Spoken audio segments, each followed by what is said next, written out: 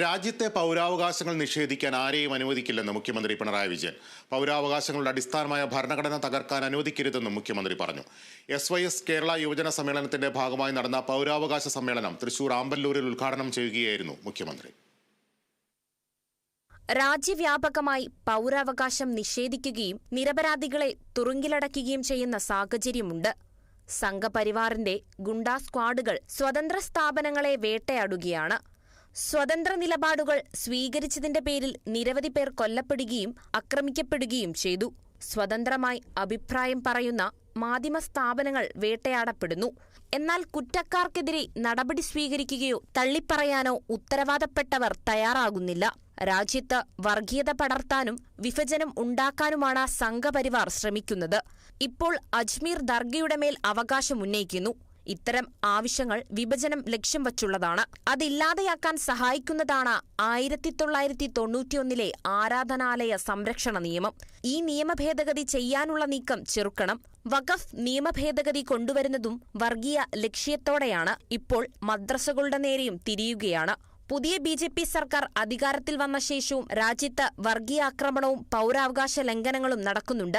സംഘപരിവാറിന്റെ ന്യൂനപക്ഷങ്ങൾക്കെതിരായ നീക്കം മുസ്ലിമുകൾക്കെതിരെ മാത്രമാണെന്നും ചിലർ കരുതുന്നുണ്ട്. എന്നാൽ ക്രിസ്തീയ വിശ്വാസികൾക്കെതിരെ രാജ്യത്തിന്റെ പലയിടത്തും അതിക്രമങ്ങൾ നടക്കാറുണ്ട്. മണിപ്പൂരിൽ 1 വർഷമായിട്ടും അക്രമം ഇല്ലാതെയാക്കാൻ സാധിച്ചിട്ടില്ല. ന്യൂനപക്ഷ വർഗീയതയും ഭൂരിപക്ഷ വർഗീയതയും ഒരുപോലെ അപകടമാണെന്നും മുഖ്യമന്ത്രി പറഞ്ഞു.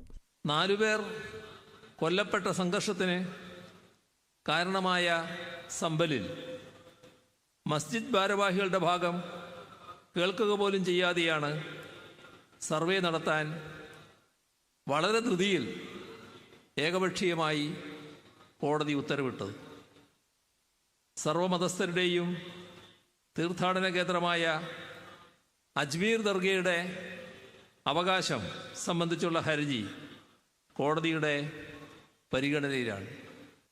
ആരാധനാലയങ്ങൾക്കുമേൽ അവകാശവാദം ഉന്നയിച്ച് രാജ്യത്തെ വർഗീയമായി പിളർക്കാനുള്ള ആസൂത്രിത ശ്രമമാണ് നടക്കുന്നത് എന്നാണ് ഇതെല്ലാം കാണിക്കുന്നത്.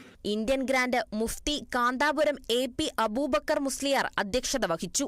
Advocate Haris Biran MP, KK Ramachandran MLA, Hajj committee chairman advocate Hussain Saqafi Chullikkad, doctor Galfar Muhammad Ali തുടങ്ങിയവർ സംസാരിച്ചു. Kerala vision news, Thrissur.